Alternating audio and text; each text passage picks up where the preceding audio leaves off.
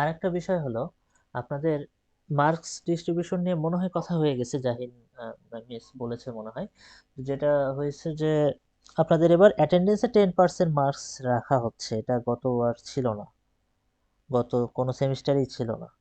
So যেটা সহজ যেটা বিষয়, 26টা যদি ক্লাস হয় সম্ভবত স্যার, মানে আমরা যেটা হিসাব করলাম যে 26টার মতো যদি ক্লাস হয়ে থাকে, তো সেখান থেকে আমরা 20টা ক্লাস যদি কেউ কোনো স্টুডেন্ট মিনিমাম 20টা যদি অ্যাটেন্ড করে তাহলে সে ফুল ফুল মার্কস পাবে, অর্থাৎ অ্যাটেন্ডেন্সে ফুল মার্কস পাবে। 26টার ভিতরে 20টা করলেই ফুল মার্কস পাবে। আর একটা হলো 10% অ্যাটেন্ডেন্স, তো 10% হচ্ছে অ্যাসাইনমেন্টে, 10% কুইজে, মিডে হচ্ছে 20%, ফাইনালে 30%, আর ল্যাবে 20%। আমি ল্যাবও নিচ্ছি 3টা সেকশন। ল্যাব শুরু হবে হচ্ছে পরের উইক থেকে, সামনের উইক থেকে ল্যাবের বিষয়ে বলে দেওয়া হবে।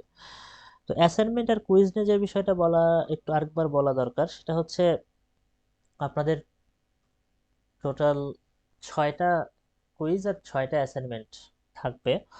তো এর মধ্যে 4টা অ্যাসাইনমেন্ট এবং 4টা কুইজকে অ্যাকচুয়ালি রেগুলার কুইজ, বা 4টা কুইজকে আপনি রেগুলার বলেন, 2টাকে মেকআপ বলতে পারেন, মানে 2টা মেকআপ কুইজ থাকে। তো কেউ যদি ইচ্ছা করেন, তো টোটাল 6টাই কুইজে অ্যান্সার করবেন, মানে পরীক্ষা দেবেন, কুইজে অ্যাটেন্ড করবেন, ইটস ফাইন। তাহলে যেটা হবে 6টা থেকে বেস্ট 4 কাউন্ট হবে। অ্যাসাইনমেন্টও সেম, 6টার ভিতরে বেস্ট 4 কাউন্ট হবে যদি আপনি মেকআপ সহ সব কিছু যদি অ্যাটেন্ড করেন, মানে অ্যাটেন্ড করেন, তাহলে 6টা থেকে 4টা কাউন্ট হয়ে যাবে। আর ল্যাবের যে বিষয়টা, ল্যাবের ওখানে আপনাদের ল্যাবের অ্যাসাইনমেন্টও আলাদা থাকে, বেশ কয়েকটা অ্যাসাইনমেন্ট থাকে, এবং ওখানে ভাইবা থাকে। থিওরিতে ভাইবা নাই, ল্যাবের পার্টে ল্যাবের পার্টে ভাইবা আছে 10 মার্কসের। হ্যাঁ, এটাই মূলত বলার ছিল। হ্যাঁ, আপনাদের এমনিতে এই কোর্স নিয়ে কোনো প্রশ্ন আছে, মানে মার্কস ডিস্ট্রিবিউশন ইভালুয়েশন কিভাবে হবে, এই বিষয়গুলো নিয়ে?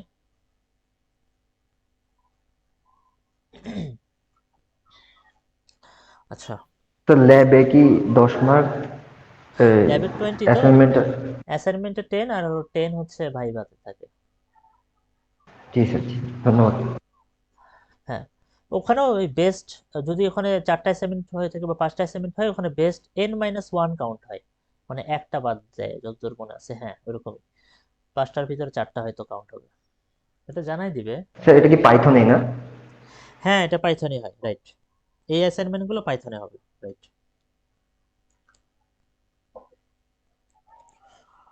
আচ্ছা, কুইজ আর অ্যাসাইনমেন্টের একটা ব্যাপার আছে, এগুলো টাইম দেওয়া থাকে তো। তো ডেট আপনারা দেখবেন, কুইজের ডেট তো পাবেনই, নেক্সট কুইজ যেটা আছে সম্ভবত একটা সপ্তাহ পরে পড়বে এই কুইজটা। 2 সপ্তাহ, মানে 2 সপ্তাহ ক্লাস হওয়ার পর এই কুইজটা আসবে। তো কুইজের বিষয়টা যেটা ইম্পর্টেন্ট সেটা হচ্ছে ডেট, মানে আপনার যে টাইমটা দেওয়া থাকে, যে টাইমটা 1 মিনিট পরেও যদি আপনি পার হয়ে যায়, আপনি আর সাবমিট করতে পারবেন না। এটা এটা একটা প্রবলেম। তো সাবমিশনটা এখানে খুবই সেনসিটিভ, মানে আপনাকে টাইম অনুযায়ী সাবমিটটা করে ফেলতে হবে, অ্যাসাইনমেন্টও তাই। এই জন্য একটু আগে আগে সময় রেখেই আসলে এই সাবমিশন গুলো করার ট্রাই করবেন। আপনি কিন্তু অ্যাসাইনমেন্ট যদি সাবমিট ওই টাইমের মধ্যে না করতে পারেন, আলাদাভাবে কিন্তু ওই সাবমিশনটা নেওয়া হয় না। সো কুইজের স্যার ক্ষেত্রে অ্যাসাইনমেন্টে কতদিন টাইম থাকে? অ্যাসাইনমেন্টে, এবার তো এর আগের বার, এর আগের সেমিস্টার তো অনেকগুলো অ্যাসাইনমেন্ট ছিল, এবার তো কম।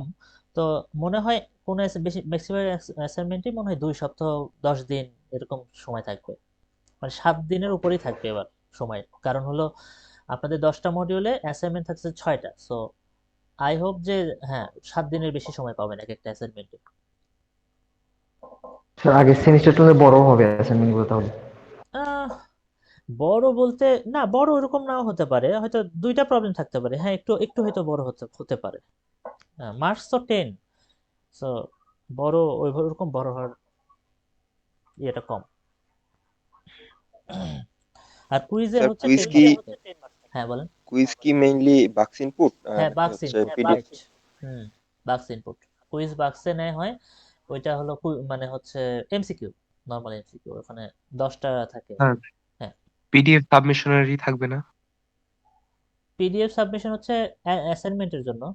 তাহলে আপনি কোনটার কথা বলছেন, কিসের কিসের পিডিএফ, কুইজের পিডিএফ? না, কুইজের কোনো পিডিএফ নেই। কুইজে কোনো পিডিএফ নেই। পিডিএফ ওগুলো ছিল মিড টার্ম আর হলো ফাইনালের জন্য থাকে। তো ওটা নিয়ে তো এখনো ডিসিশন হয়নি, মিড টার্ম ফাইনাল কিভাবে হবে ওগুলো তো পরের কথা। এমনিতে আপাতত কুইজ আর অ্যাসাইনমেন্ট এভাবেই হবে। অ্যাসাইনমেন্টের জন্য বাক্সেই পাবেন অ্যাসাইনমেন্ট, মানে ফর্ম থাকে, গুগল ফর্মে সাবমিট করা লাগে, পিডিএফ আপলোড করতে হয়। আর কুইজটা হয় হচ্ছে বাক্স ইনপুট, গুগল ফর্ম ইনপুট না। তো ওখানে আপনার শুধু টাইমটা একটু মানে একটু খেয়াল করবেন, তাহলেই হবে। 2-3 মিনিট 5 মিনিট হাতে রেখে একটু সময় দিয়ে দেওয়া হয় এক্সট্রা করে, তাও অনেক সময় মনে থাকে না, কুইজ অ্যান্সার করতে করতে মাথায় থাকে না যে এক্সট্রা 5 মিনিটের কথা মাথা থাকে না। দেখা যায় যে ওইটাই রেগুলার টাইমের ভিতরে ঢুকে যায়, আপনি লাস্ট একদম শেষ মিনিটে যে সাবমিট করতে চায়, যেটা হয় যে অনেক সময় নেট ইস্যু হয়ে গেল, তখন আর সাবমিট করতে পারলেন না। সেজন্য আগেই 2-3 মিনিট 5 মিনিট আগে থেকেই সাবমিট করার মেন্টালিটি তৈরি করবেন। আর অ্যাসাইনমেন্ট তো একদম শেষে করবেনই না, মিনিমাম 1 ঘন্টা আগে 2 ঘন্টা আগে সাবমিট করবেন, ওইটা তো অনেক সময় থাকে। আচ্ছা, অ্যাটেন্ডেন্সটা নিই, চলেন। আম, আচ্ছা, আমি আপনাদের অ্যাটেন্ডেন্সের সাথে সাথে আরেকটা জিনিস একটু খেয়াল করব, সেটা হচ্ছে আপনাদের G Suite mail user name আর হলো ইউসিসির যে মেইলটা আছে, এটা আমি অলরেডি ম্যাপ করে ফেলছি। তো কারো যদি এখানে মিসিং থাকে আমি এটা বলবো, বা কোনো যদি ম্যাপ করতে যদি আমার সমস্যা হয়ে থাকে এটা একটু বলবো, আপনারা রেসপন্স করেন। যদি কারো প্রবলেম মনে হয় আমার যে এইটাতে প্রবলেম মনে হচ্ছে, তাহলে তাহলে আচ্ছা, রাসেল রাসেল মাহমুদ মাহিন আছেন?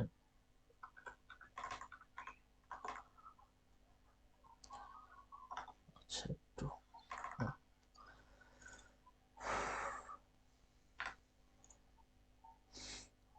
আচ্ছা, কে এম তাহজিম জামান। Yes, sir. Present, sir. ওকে, আচ্ছা শুনেন, আমি প্রথম দিন নাম বলছি তো, আপনাদের নামের আমি উচ্চারণটা ভুল হতে পারে, আমাকে একটু বলে দেবেন যে আমি ভুল করছি, মানে একটু ঠিক করে দেবেন, তাহলেই হবে। ঠিক Okay, আছে, sir. Sure. হ্যাঁ হ্যাঁ।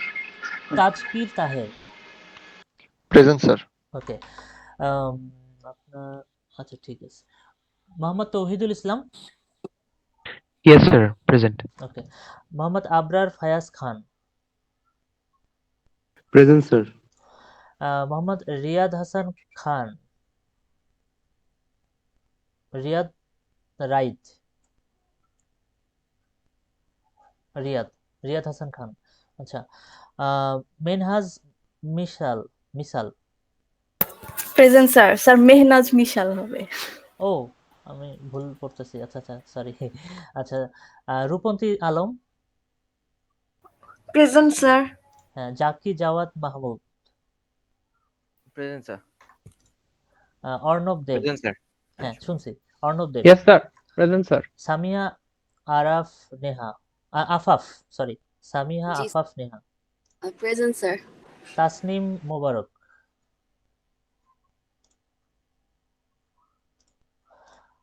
Khaled present sir. Okay, Khaled Mushahed Hossain.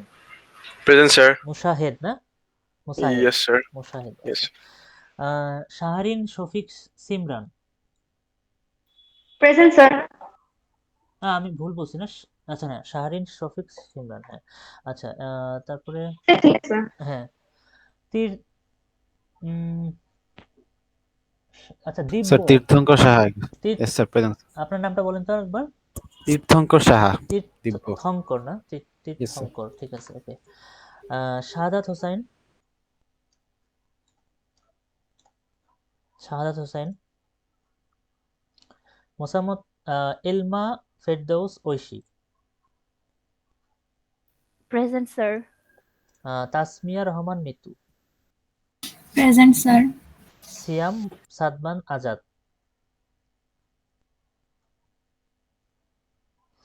আবির Chowdhury. Present, sir. Kazi Mahruful Islam. Present, sir. Shahbab Abdullah. Present, sir. Sir, Shabab Abdullah. হ্যাঁ হ্যাঁ, শাহবাব আব্দুল্লাহ, হ্যাঁ। আচ্ছা, sorry, Mohammad Asaduzzaman Hridoy. Present sir. S A M Mahbub Siddiqui Siddiqui. Present sir. ASM sir. S M, হ্যাঁ। আচ্ছা, সামিরা দিলশাদ সালসাবিল। আচ্ছা, মোহাম্মদ আব্দুল্লাহ আল সাদিক। Present, sir. আচ্ছা, উম সাবিস সাবিস্তা ইফরাজ কি? Present sir. Sabista Ifraz. Sabista Ifraz, okay. Jannatul Ferdousi Ferdousi Present, sir. কি ফেরদৌসি? Safiddausi. আচ্ছা, আকিব রাশেদ। Present sir. আচ্ছা, আমার নামেও একজন আছেন। আচ্ছা, আকিব, ওকে। আচ্ছা, এরপরে মাসফিয়া জামান তোয়া। Present sir. আচ্ছা, আপনার ইউজার নেম, বাক্স ইউজার নেম, ঠিক আছে? বাক্স ইউজার নেম আসলে কি? মাসফিয়া জামান তোয়া নাকি জিমেল, এরকম দুইটা কেন দেখাচ্ছে আমাকে? স্যার আমার হচ্ছে একটু প্রবলেম হয়েছিল, মানে আমার বাক্সের জিমেল মানে যে ইয়া থেকে খোলা ছিল ওইটা আমার পার্সোনাল ইমেল আইডি থেকে হ্যাঁ। খোলা ছিল, সেজন্য স্যার একটু প্রবলেম হচ্ছিল। পরে স্যার আমি অনেক ট্রাই করেছি মানে জি স্যুটটা দিয়ে ওপেন করার, কিন্তু স্যার ওখানে বারবার দেখাচ্ছিল যে ওই আইডিটা অ্যাকচুয়ালি এক্সিস্ট করে, কিন্তু স্যার আমার পার্সোনালটা দিয়ে আমি হচ্ছে ওপেন করি, এটা মানে একটু প্রবলেম আছে ওই জন্য। ও আচ্ছা, আচ্ছা, সমস্যা নেই, দেখবো নি। আমার কাছে তো সব কিছুই আছে, এখানে কমা দিয়ে লেখা আছে, দুইটা ইউজার নাম দেওয়া আছে আপনার, তো আচ্ছা, সমস্যা নেই। আমি যখন বাক্সের থেকে যখন ইনপুট নিব তখন এটা আসলে বোঝা যাবে, আপনাকে জানাবো যদি কোনো প্রবলেম, আমার মনে হয় না প্রবলেম হবে, ঠিক আছে। আচ্ছা, Mohammad Shafiul Alam. Present sir. Ah, M M A Ahad Sikdar. Present sir. Mohammad Fahmidur Rahman. Present sir. আচ্ছা, মোহাম্মদ শাফকাত হাসান। শাফকাত, আচ্ছা। আচ্ছা, আমি যারা মানে অ্যাবসেন্ট তাদের নাম আরেকবার বলতেছি: রাসেল মাহমুদ মাহিন, মোহাম্মদ রিয়াদ হাসান খান, শাহাদাত হোসাইন। স্যার আসসালামু আলাইকুম। স্যার আমি শাহাদাত হোসেন, আমার একটু নেটওয়ার্কে প্রবলেম ছিল, ওকে, দ্যাটস ওয়াই আমি বলতে পারিনি। বুঝতে পারছি, okay. Siam Sadman thank you sir. Azad,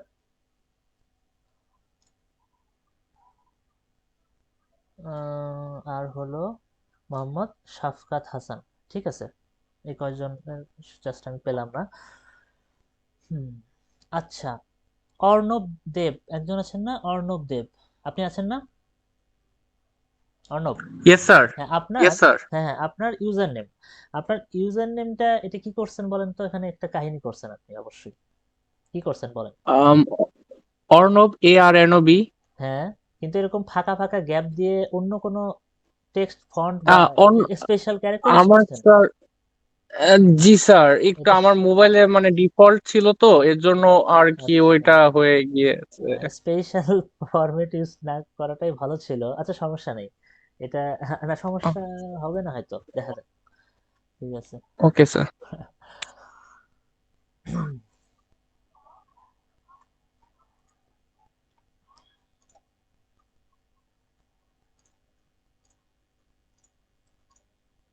okay, screen দেখতে পান? দেখেন তো, স্ক্রিন দেখা যায়? জি স্যার। জি স্যার। ওকে, আমার হাতের লেখা খুব একটা ভালো না, তারপরও লেখা যদি না বোঝেন তাহলে একটু বলবেন জাস্ট।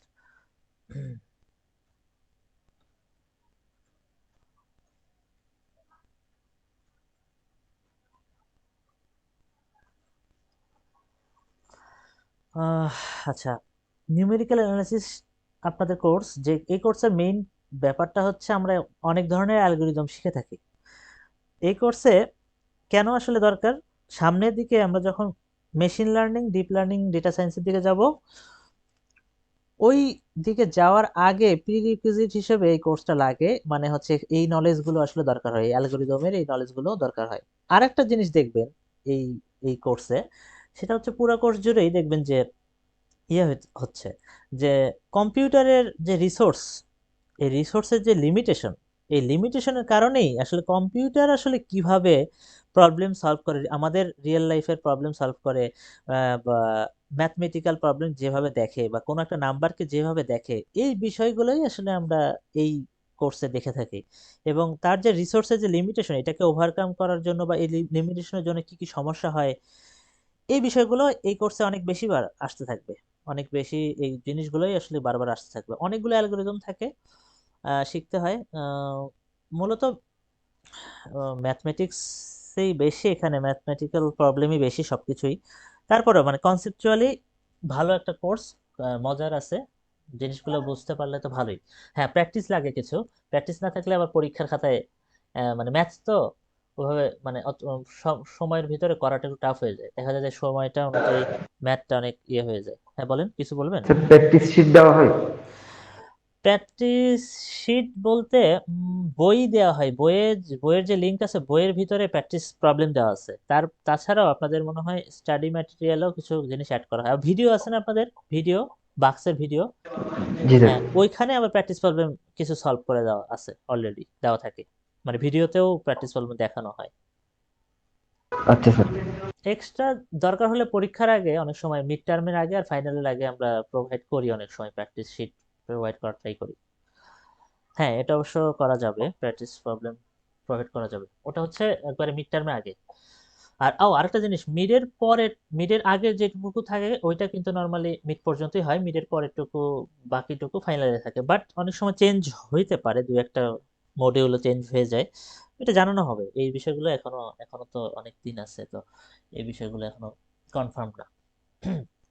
তো নিউমেরিক্যাল অ্যানালাইসিসে আমরা মূলত যে প্রবলেমগুলো সলভ করব, ম্যাথমেটিক্যাল প্রবলেম যে প্রবলেমগুলো সলভ করব, এটা প্রবলেমগুলোর উপর বেস করে, মানে প্রবলেমের সলিউশনের অ্যাপ্রোচের উপর বেস করে এটাকে দুই ভাগে ভাগ করা যায়। একটাকে বলা হয় হচ্ছে ডিরেক্ট মেথড, আরেকটাকে বলা হয় হচ্ছে ইটারেটিভ মেথড। তো ডিরেক্ট মেথডটা আসলে কি?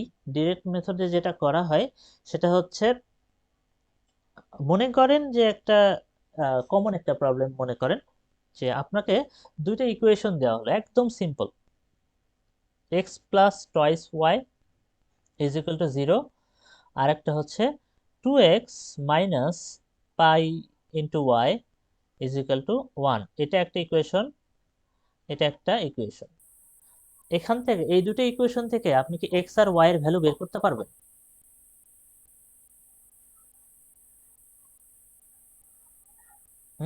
কি বলেন?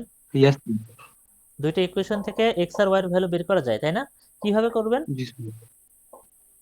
এক Sir, নাম্বারটাকে substitution. সাবস্টিটিউশন ওয়েটা আছে। হ্যাঁ, আমরা যেটা করতে পারি সেটা হচ্ছে আহ, এক নাম্বার ইকুয়েশনটাকে 2 দিয়ে গুণ করে দুইটা তারপরে হচ্ছে 2 থেকে বিয়োগ দিতে পারি, মানে হচ্ছে এক নাম্বারটাকে 2 দিয়ে গুণ করা মানে কি 2x plus 4y is equal to 0, আর নিচে নিচে হচ্ছে এটাকে minus plus 5y is equal to -1, অর্থাৎ এই দুটো যদি আমি কাটাকাটি করি তাহলে মানে ওয়াই এর ভ্যালু এখানে পেয়ে যাবেন, ওয়াই এর ভ্যালু পেলে ওটা আমি প্লাগ করবো হচ্ছে এক্স এর ভ্যালু পেয়ে যাবো, তাহলে ওয়াই আর এক্স এর ভ্যালু আমরা পেয়ে যাচ্ছি। অর্থাৎ এখানে দেখা যাচ্ছে একটা ফাইনাইট সংখ্যক আননোন নাম্বার আছে। ফাইনাইট মানে কি? অর্থাৎ আপনি দেখতেছেন এখানে কয়টা আননোন নাম্বার আছে, কয়টা আননোন ভেরিয়েবল, দুইটা না? জি স্যার, X দুইটা আর Y, জি স্যার। এবং ফাইনাইট সংখ্যক ইকুয়েশন আছে। অর্থাৎ আপনি একটা ডিরেক্টলি আপনি দুইটা মানে ইকুয়েশন ইউজ করে এক্স আর ওয়াই এর ভ্যালু এখানে বের করতে পারবেন। এরকম এই মেথডগুলো যেগুলো হচ্ছে ফাইনাইট ইকুয়েশন থাকে, আহ, আহ, ধরেন যে অপারেশন, ফাইনাইট সংখ্যক অপারেশন হয়, এখানে অপারেশনগুলো তো একদম একদম মানে চোখের সামনে দেখা যাচ্ছে যে এক নাম্বারটাকে 2 দিয়ে গুণ করে 2 থেকে বিয়োগ দিলাম। তো এই জিনিসটা একটা কি বলে স্পেসিফিক কিছু অপারেশনের মাধ্যমে কিন্তু আপনি এইটা সলভ করলেন। এই মেথডটা, এই যে ফাইনাইট যে শব্দটা বলতেছি বারবার, ফাইনাইট সেট অফ অপারেশনের মাধ্যমে আপনি একটা প্রবলেমকে সলভ করলেন, এক্স ওয়াই এর ভ্যালু বের করলেন, এটাই হচ্ছে ডিরেক্ট মেথডের, মানে এটাই হচ্ছে ডিরেক্ট মেথডের মাধ্যমে একটা প্রবলেম সলভ করা। ইটারেটিভ মেথডে যে প্রবলেমগুলো, ওই প্রবলেমগুলো এরকম ফাইনাইট সেট অফ অপারেশনস দিয়ে আপনি আসলে সলভ করতে পারবেন না, ওখানে একটা ঝামেলা হবে। ঝামেলাটা কি একটু দেখেন কিরকম আছে। আমরা যদি দেখি ইটারেটিভ মেথডের একটা এক্সাম্পল দেখি, সেটা হচ্ছে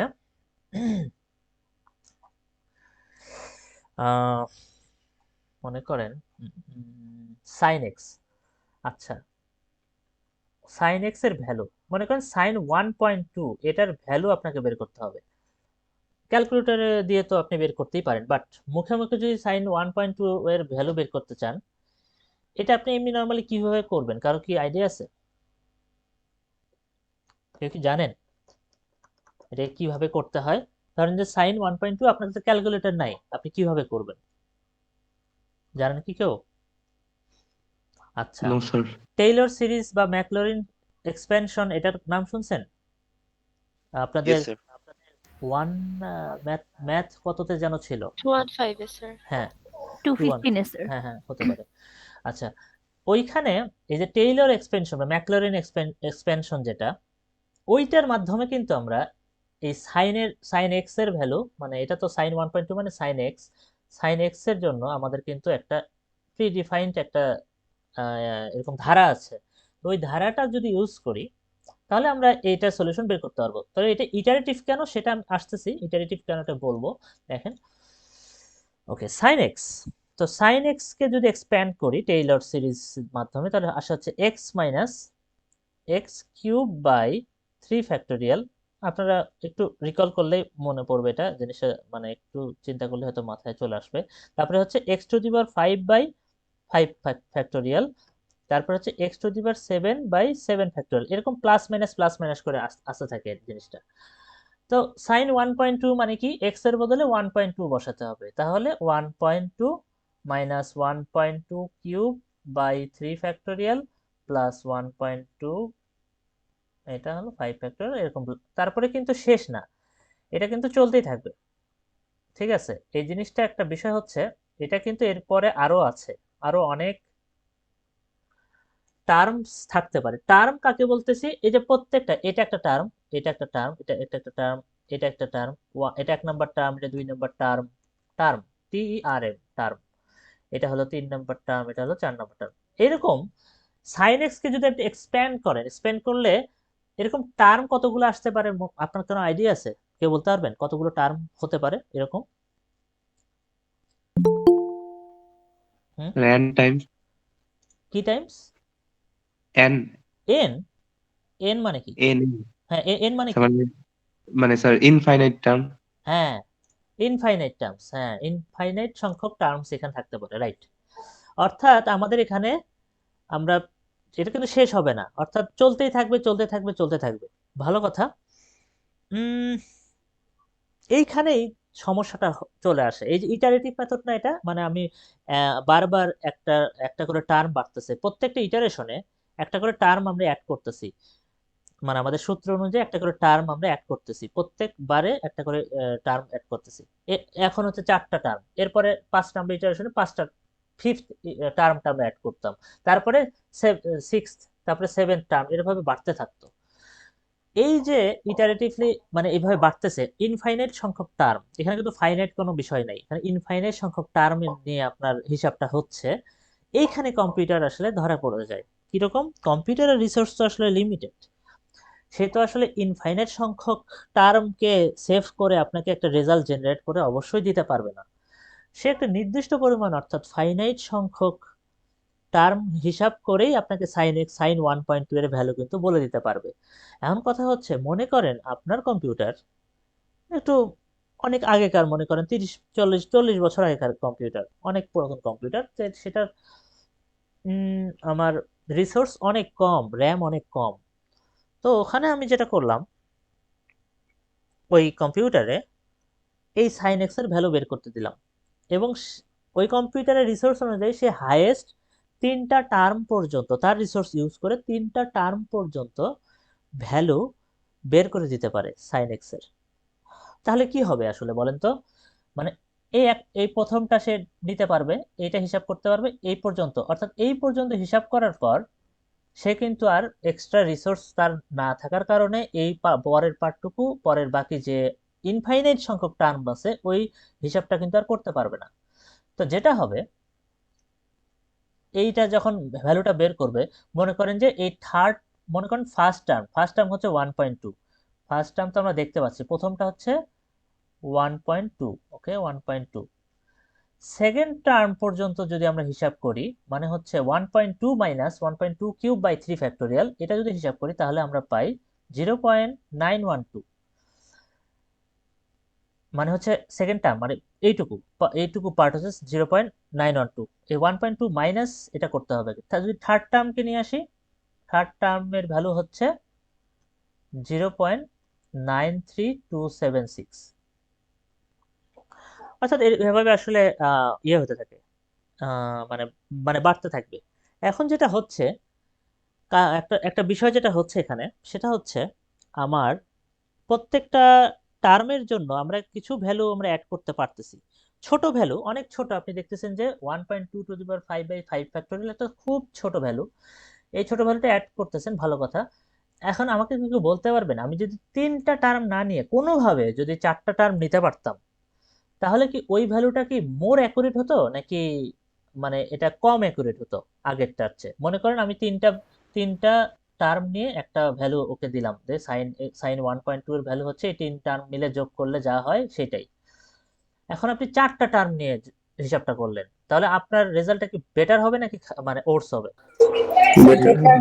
বেটার হবে। কারণ কি? কারণ আমরা যত বেশি টার্ম মানে বাড়াবো, যত হিসাবে যত বেশি টার্ম ইনক্রিজ করব, টার্মটা যত ইনক্রিজ করব, এতে আমাদের অ্যাকিউরেসিটা তত বাড়বে, অর্থাৎ তত কাছাকাছি আমরা ভ্যালুটা আমরা যেতে পারবো। এটাই হচ্ছে কম্পিউটার রিসোর্সের, মানে কম্পিউটার এখন রিসোর্স অনেক বেশি, এখনকার দুনিয়া অনেক বেশি আমি জানি। সেই কেসে আমরা সাইন এক্স এর যে ভ্যালুটা পাই অ্যাকুরেটই বলা যায়, বাট আপনি যদি একদম পারফেক্ট রেজাল্ট চান ওটা আপনি পাবেন না, কারণ এটা পসিবল না। এটা ইনফাইনাইট একটা ধারা, এই ধারা কখনো শেষ হবে না। তো এই ধারা যদি না শেষ হয়, ইনফাইনাইট সংখ্যক যদি টার্মস থাকে, কোনো কম্পিউটারের পক্ষে কোনোদিন পসিবল না যে সাইন 1.2 এর এক্সাক্ট ভ্যালু কত এটা বলা। এটা কি বুঝতে পারলেন কি বললাম? জি স্যার। সো ইনফাইনাইট ইটারেটিভ মেথড আসলে ইনফাইনাইট টার্মস নিয়ে আসলে কাজ করে। এই যে আমার রিসোর্সের যে সমস্যাটা, এগুলো নিয়ে আসলে ইটারেটিভ মেথডে আসলে এই বিষয়গুলো নিয়ে আলোচনা বেশি হবে।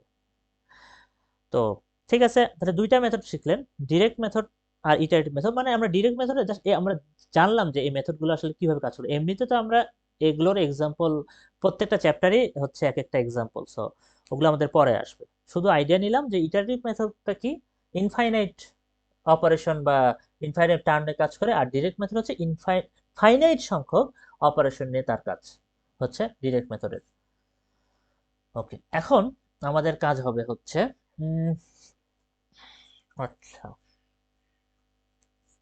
হ্যাঁ, এখন আমাদের এই যে দুটো জিনিস আমরা পড়লাম, এই দুটো জিনিস থেকে আমাদের কিছু টার্ম শিখতে হবে। এই যে টার্ম দুটা টার্ম শিখবো আমরা, যে দুটো টার্ম সবসময় আমরা সামনের যতগুলো ক্লাস আসবে এই টার্মগুলো আপনারা শুনবেন, অনেক বেশি বেশি শুনবেন। সেটা কি? মনে করেন এই যে এই এক্সাম্পলটাই ধরেন, যে আমার কাছে সাইন 1.2 এর যে ধারাটা আছে, এটা তো অসীম সংখ্যক ধারা, অসীম সংখ্যক টার্ম এখানে আছে। তো এখানে আমরা কম্পিউটারের রিসোর্সের লিমিটেশনের কারণে প্রথম তিনটা ভ্যালুকে কনসিডার করছিলাম, প্রথম তিনটা টার্মকে কনসিডার করছিলাম।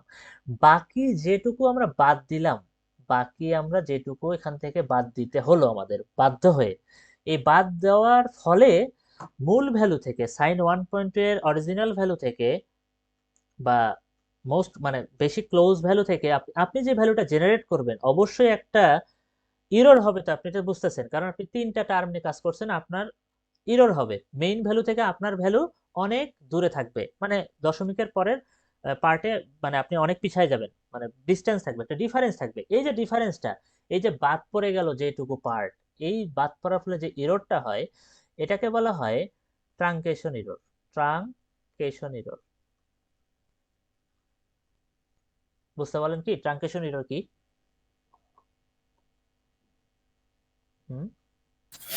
স্যার ট্রান্সলেশন এরর কি হচ্ছে? বাদ যাওয়া পার্টটুকু হচ্ছে ট্রান্সলেশন এরর নাকি স্যার? ট্রাঙ্কেশন এরর। হ্যাঁ, ট্রাঙ্কেশন। ট্রাঙ্কেট করা মানে হচ্ছে কেটে ফেলা, তো ওখান থেকে ট্রাঙ্কেশন ইরর আসছে। দেখেন ওটা বাদ যাওয়া পার্ট বলতে এরকম, মনে করেন আমি আপনাকে বোঝাই। মনে করেন মানে ইমাজিনারি ভ্যালু নিচ্ছি, এক্সাক্ট ভ্যালুটা আমার এখন মাথায় নাই। তো সাইন 1.2 কে 1.2 বা 1.2 এর যে ভ্যালু, এটা মনে করেন যে আপনি যদি অরিজিনাল যদি ভ্যালু চিন্তা করেন বা কম্পিউটারে নর্মালি যে ভ্যালুটা প্রডিউস করে, মনে করেন কম্পিউটারে মানে অনেক রিসোর্স ইউজ করে যে ভ্যালুটা প্রডিউস করে, এটা মনে করেন যে অলমোস্ট পারফেক্ট অ্যান্সার, মনে করেন 0.934621 এইরকম একটা ভ্যালু জেনারেট করে কম্পিউটার। আপনি আপনার আপনার যেটা কম রিসোর্সের কম্পিউটার, সে তো আবার 3টা টার্ম ইউজ করে। আপনার এইটা কিন্তু ভালো কম্পিউটারের কথা বলছি, এখানে কিন্তু অনেকগুলো টার্ম ইউজ করছে, হতে পারে 50টা 100টা টার্ম ইউজ করে এই ভ্যালুটা দিতে পারে, বা আরো বেশি দিতে পারে। তার সকল রিসোর্স ইউজ করে 100টা টার্ম তো অনেক ভালো রেজাল্ট আসবে। আপনি মনে করেন যে যেটা করলেন, ওই 100টা টার্ম না নিয়ে ওখান থেকে 3টা টার্ম নিলেন, ওই যে 3টা টার্ম যে নিলেন, তাহলে ওখান থেকে 3টা টার্ম নেওয়ার ফলে যেটা হলো, আপনার ভ্যালুটা আসছে 0.930001 এরকম। এখন তাহলে মেইন ভ্যালু থেকে আপনার ভ্যালুটা দেখেন একটা ডিসটেন্স হয়েছে, মানে একটা ডিফারেন্স হয়েছে, না? তাহলে এই যে ডিফারেন্সটা, এই যে 4620.00 বিয়োগ দিলে, এই বিয়োগ দিলে যে ডিফারেন্সটা পাইলাম, এটাই আমার ট্রানজিশন এরর। ইন জেনারেল এটাকে অনেক ভালোভাবে ডিফাইন করা হয়, বাট ইন জেনারেল এমনিতে চিন্তা করেন এটা আমার ট্রানজিশন এরর। অর্থাৎ এই যে এইটুকু পার্ট আমরা একটু আগে এই যে পরের অসীম সংখ্যক যে পার্টটাকে আমরা বাদ দিয়ে দিলাম, এই যে এইটুকু পার্ট, এই পার্টটাই হচ্ছে আমার ট্রানজিশন এরর। বুঝতে পারলাম কি সবাই? Yes sir. Sir sir truncation এররটাকে স্যার তাহলে কিভাবে মানে ডিফাইন করা হয়? ডিফাইন হ্যাঁ, করব স্যার? অবশ্যই কারণ অবশ্যই ডিফাইন করব, এখন না। আমি জাস্ট আপনাকে এই ট্রানজিশন এরর এই শব্দটাকে চিনাইলাম, ডিফাইন করা এটা পড়ানোর আজকের কথা না। এটা সিস্টেমে আসবে, অবশ্যই আসবে, এটা সামনে আসবে। জাস্ট কনসেপ্টটা বুঝতে পারছেন ট্রানজিশন এরর কি জিনিস, কিভাবে জি ডিফাইন স্যার, করে, বুঝতে পারছি ম্যাথমেটিক্যালি ডিফাইন করা হয়, ওটা ওটা ওটা পরের কথা, পরে স্যার। আসবে। বিভিন্ন তাহলে পিসির জন্য বিভিন্ন রকম মান আসবে হ্যাঁ, স্যার, আসবে, রাইট, বিভিন্ন এটা পিসির জন্য।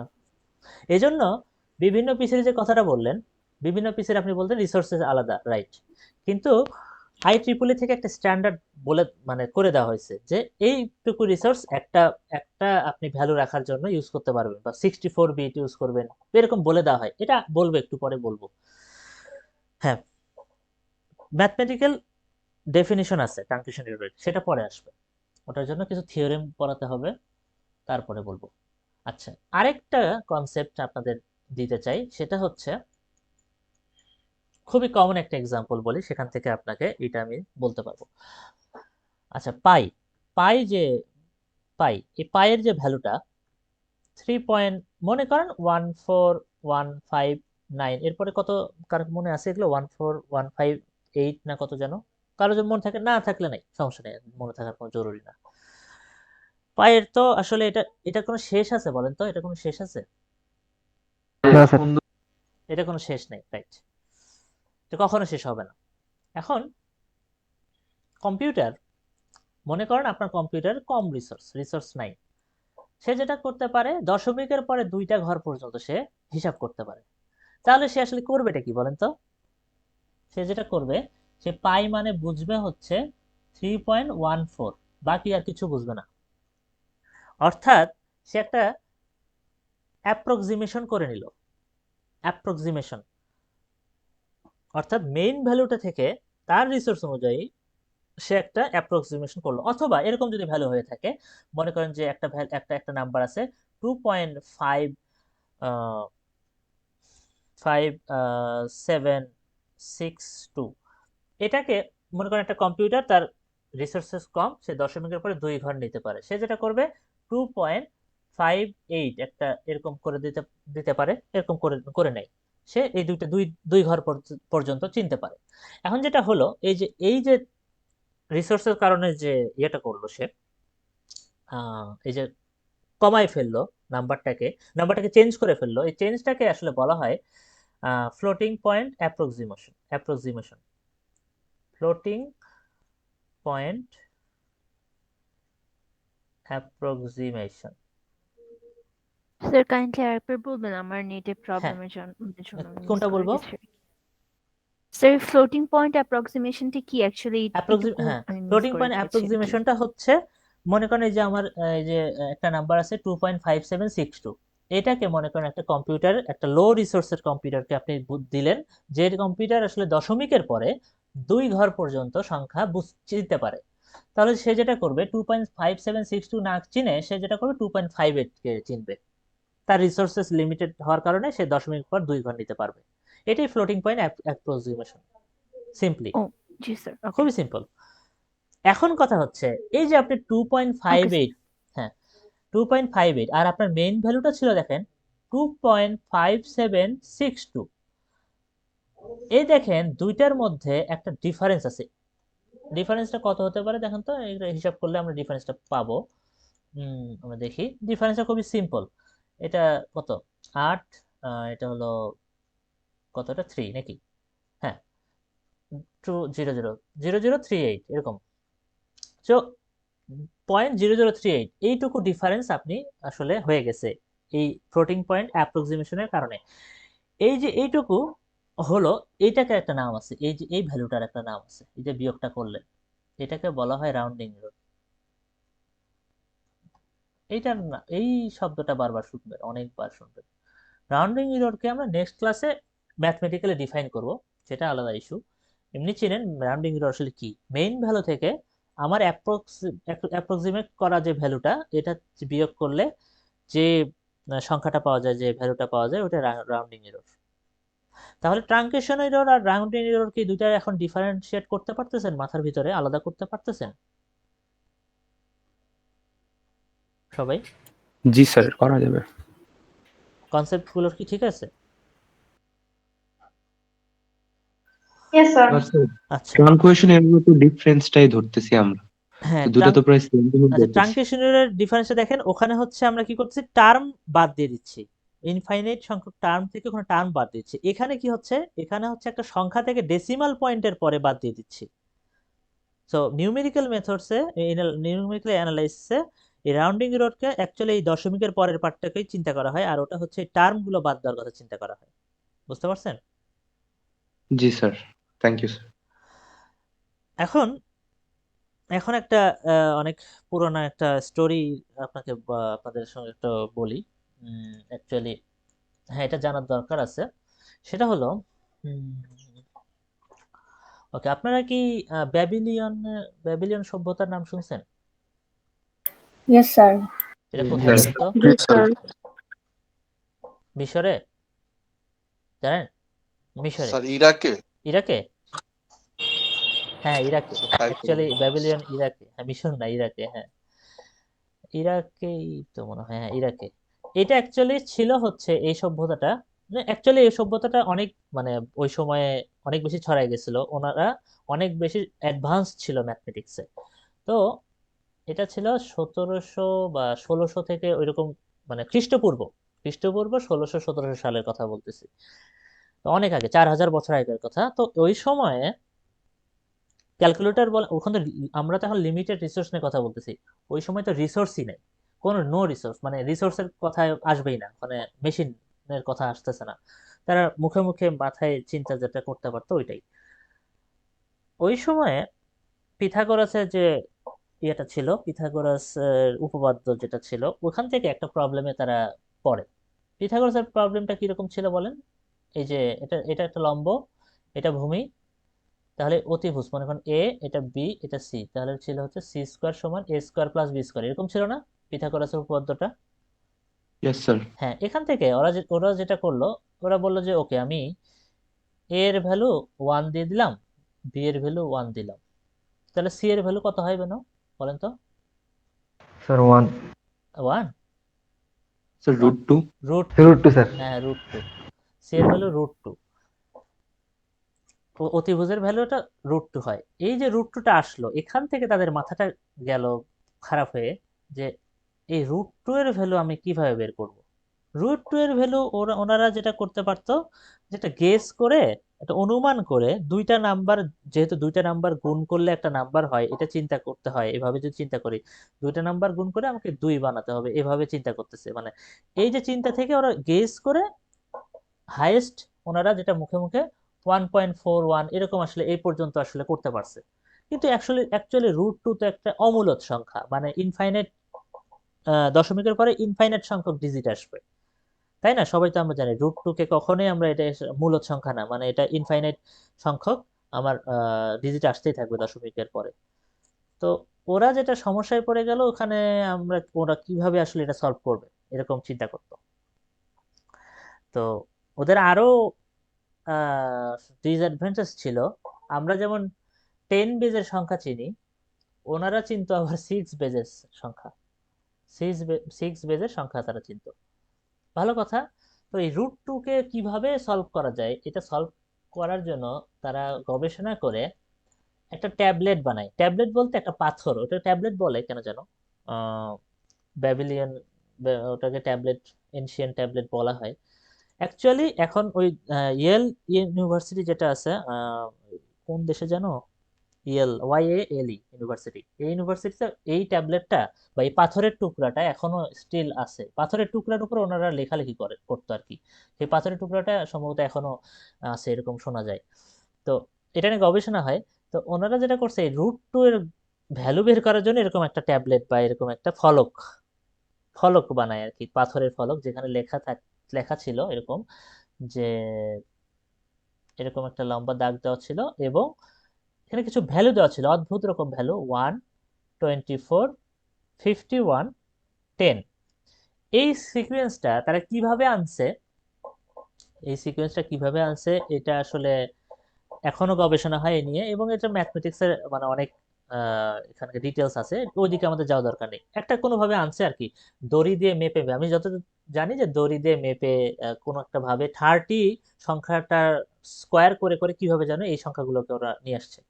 6 বেস চিন্তা করে তো 30 সংখ্যাটাকে কোনো একটা হিসাব করে এই সংখ্যাগুলোকে তারা নিয়ে আসে। সেটা আলাদা এক গবেষণার বিষয়, ওটা আমরা ওখানে যাচ্ছি না। মনে করেন তারা 4টা সংখ্যাকে এভাবে নিয়ে আসতে পারছিল, 4টা সংখ্যাকে সিকোয়েন্স বের করে। এই জাস্ট এই কাজটা করছে তারা এই √2 এর ভ্যালু এক্সাক্ট, মানে √2 এর মোর অ্যাকুরেট ভ্যালু বের করার জন্য কষ্ট করে এই কাজটা করছে তারা। এখন এখান থেকে √2 এর ভ্যালুটা কিভাবে তারা বের করছে, তারা বলছে, তারাও একটা ধারা বানাইছিল যে এমন √2 অ্যাকচুয়ালি ভ্যালুটা হবে হচ্ছে এই যে 1, প্রথমে হচ্ছে 1 প্লাস এই যে 24 সেকেন্ড সংখ্যাটা, 24/60। ওটা 6 বেজের ছিল তো কোন কারণে 60 দিয়ে ভাগ করার একটা ইয়ে ছিল তাদের। তারপরে হচ্ছে 51টাকে তারা 51 বাই ওরা করতো কি 60 স্কোয়ার করতো। তারা রুট করতে পারতো না, কিন্তু স্কোয়ার করতে পারতো। স্কোয়ার কত সহজ, গুণ করা, জাস্ট রুট করতে প্রবলেম। তারপরে প্লাস 10, এই 10টাকে যেটা করতো 60 কিউব। শুধুমাত্র √2 এর জন্য না, ওরা এই অ্যাপ্রোচে অনেক সংখ্যারই এরকম রুটের ভ্যালু আসলে গেস করতে সক্ষম হয়েছিল ওই সময়ে, 4000 বছর আগে, যেটা আমরা কম্পিউটার দিয়ে ইজিলি করি। তো ওনারা যেটা করতে পারছিল, ওনাদের টার্ম ওরা করতে পারছিল 4টা টার্ম, অর্থাৎ 4টা সংখ্যাতে 4টা টার্ম, এটা একটা, এটা 2, এটা 3, এটা 4, 4টা টার্ম তারা বের করতে পারছিল। ওনারা যদি এরপরে আরেকটা সংখ্যা বের করতো, 5টা টার্ম করতো, তাহলে আরো মোর অ্যাকুরেট অ্যান্সার আসতো। বাট যে অ্যান্সারটা তারা পাইছে 1.414212963, এটা অলমোস্ট দশমিকের পরে 10 ডিজিট পর্যন্ত মিলে যায়, বা 10 না কত ডিজিট পর্যন্ত যেন অরিজিনাল যে ভ্যালুটা √2 এর তার সাথে অলমোস্ট মিলে যায়। তো তাদের কাজটা আসলে যেটা ছিল, যেটা আসল বলার কারণ, তারা অ্যাকচুয়ালি ওই সময়ও ইটারেটিভ মেথডই ইউজ করছিল। অ্যাকচুয়ালি ইটারেটিভ মেথডের উৎপত্তিটা ওখান থেকেই ওই কনসেপ্টটা আসছে, পরবর্তীতে এটা এভাবে ইউজ করা হয়েছে। ওইখান থেকেই কনসেপ্টটা আসলে মানে শুরু হয়েছে। পরবর্তীতে টেইলর, তারপরে ম্যাকলরেন, ওনারা এই বিষয়গুলোকে আরো মানে এক্সপ্যান্ড করে, আরো মানে পলিশ করে তাদের থিওরিমটা গুলো এস্টাবলিশ করছিল। তো এটাই আসলে বলার কথা, তারা তখন থেকে ইটারেটিভ মেথডের প্রচলন করে, অর্থাৎ তারা জানতো যে এরপরে আসলে আরো অনেক সংখ্যা আছে। তো তখনও লিমিটেড রিসোর্সেস ছিল। আনফরচুনেটলি আমাদের রিসোর্সেস এখনো লিমিটেড, অনেক বেশি রিসোর্স কিন্তু তারপরও লিমিটেড। মানে বিষয়টা অনেক দুঃখের যে আমরা এখনো ওই এখনো ট্রাঙ্কেশন এরর আমাদের হয়, তাদেরও ছিল আমাদেরও হয়। এক পার্থক্য হচ্ছে আমাদের ট্রাঙ্কেশন এররটা অনেক কম হয়, যেটাকে নগণ্য বলাও যেতে পারে। বুঝলেন কি বললাম এখন পর্যন্ত? জি স্যার, বুঝতে পারছি। এমনি গল্প বলছি, এটা এটা মানে তেমন কিছু না, এটা একটা গল্প ছিল। জি স্যার। হ্যাঁ, আচ্ছা চলেন তাহলে আমরা আরেকটা টপিকে যাই।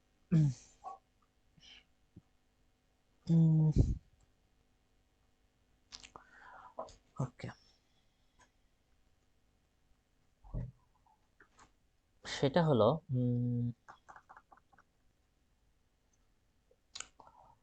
ওকে, আমরা যেটা জানি যে দশমিক যে নাম্বারগুলো 10.215, এই যে দশমিকের যে নাম্বারগুলো, এগুলোকে আমরা ফ্লোটিং পয়েন্ট নাম্বারও বলি।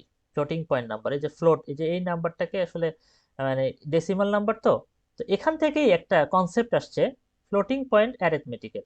এটা কি জিনিস দেখাই।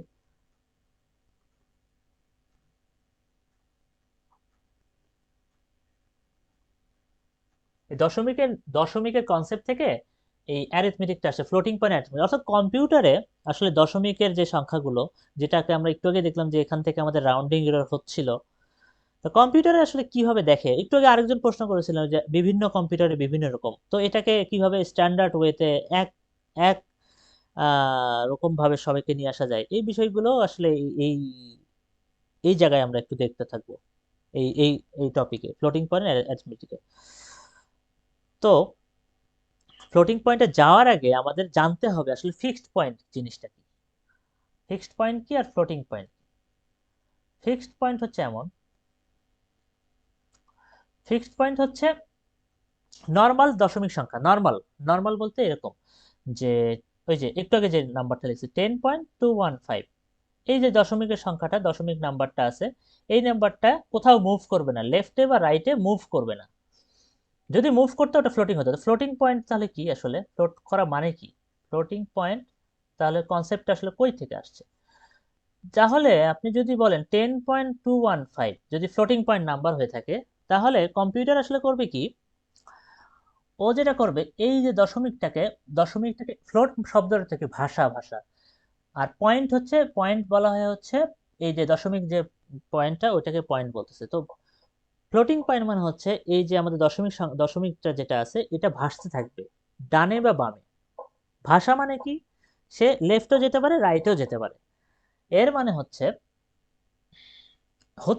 হতে পারে কম্পিউটার তার সুবিধার জন্য সে নাম্বারটাকে 0.00215 করে দিতে পারে, কিন্তু তাহলে আসলে আমাদের এই জায়গায় ইনটু 10 কত দিতে হবে বলেন তো? কিছু একটা দিতে হবে না এটা সমান হওয়ার জন্য? কত দিতে হবে বলেন তো? স্যার 2 না স্যার, 3 4 স্যার। 4 2 স্যার, ও -2 আমি 2 আমি এখানে 10 লিখবো, 1 হবে স্যার। সরি 10 1, হ্যাঁ তাহলে 2 হ্যাঁ, সরি আমি জি স্যার, 1 ঠিক লিখছি, আছে। জিরোর জায়গায় মানে 1 এর জায়গায় 0 লিখছি বলে। হ্যাঁ, জি এই যে স্যার, এখন ঠিক আছে। দশমিকটাকে সামনে নিয়ে আসছি 10215। সো দশমিকটা, এটা কম্পিউটার আসলে এরকমই করে, সে আসলে সকল সংখ্যাকে এইরকম একটা অদ্ভুত ফরম্যাটে নিয়ে আসে, যে ফরম্যাটে একটা শুরুতে জিরো থাকে, তারপরে একটা দশমিক থাকে, তারপরে মেইন নাম্বারটা থাকে, তারপরে ইনটু দিয়ে কোনো কিছু একটা উপরে একটা পাওয়ার থাকে, এই পাওয়ারটার নাম হচ্ছে এক্সপোনেন্ট আর কি, এক্সপোনেন্ট বলা হয়, আমরা পাওয়ারকে তো বলি এক্সপোনেন্ট। সো গুণন দিয়ে এই কাহিনীটা করা হয়, এগুলো প্রত্যেকটার পার্টের নাম আছে।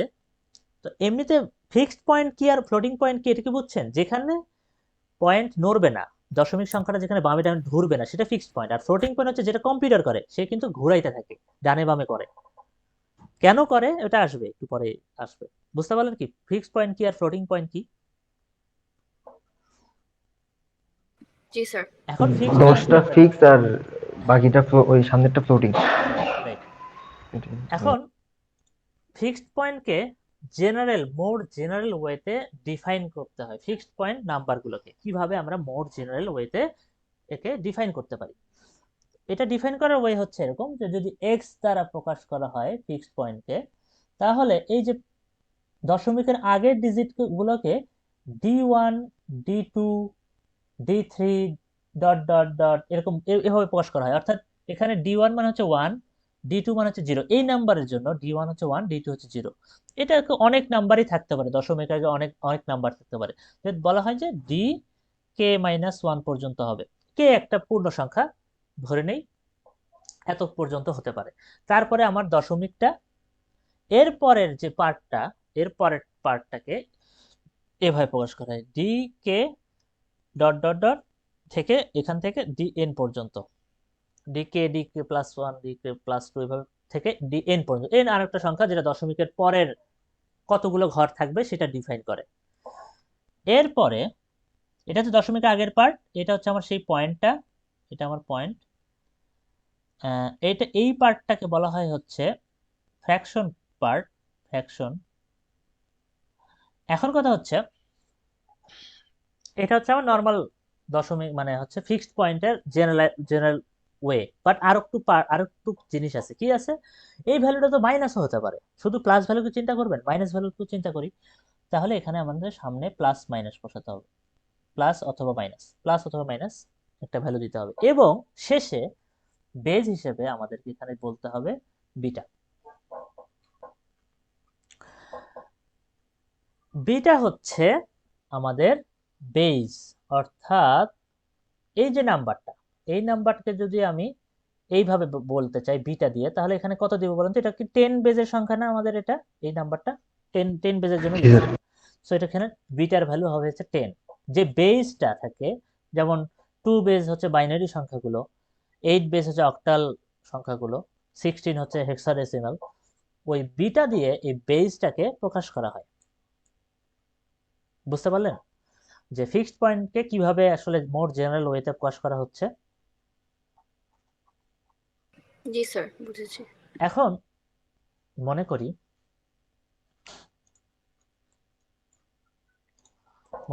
যে আমাদের একটা সংখ্যা আছে 10.1। 10.1 এটা হচ্ছে একটা বাইনারি সংখ্যা।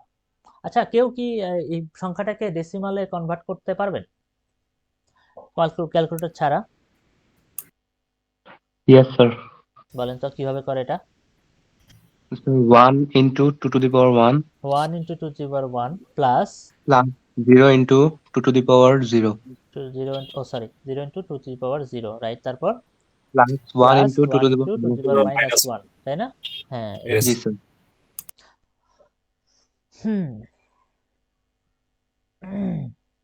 সো তাহলে আমরা যেটা দেখতেছি যে আমাদের যত আমরা লেফটের দিকে যাচ্ছি, আমাদের এই এক্সপোনেন্টটা তত বাড়তেছে।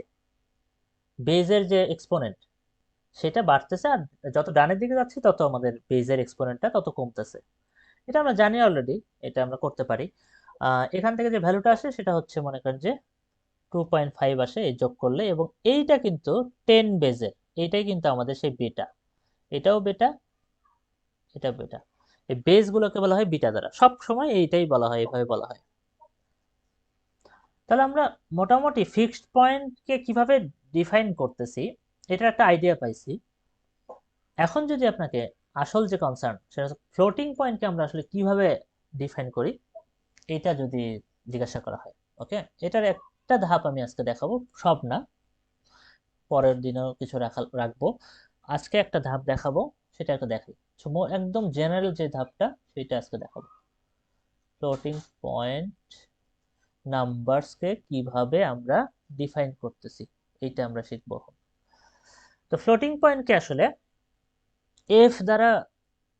ফ্লোটিং পয়েন্ট নাম্বারকে এফ দ্বারা প্রকাশ করা হয় ন্যাচারালি, এবং এই এফটা অ্যাকচুয়ালি, এফ এর যে লিমিট, সেই লিমিটটা অ্যাকচুয়ালি মানে এটা অ্যাকচুয়ালি রিয়েল নাম্বার। সো এটা রিয়েল নাম্বারের, এটা actually F actually real number.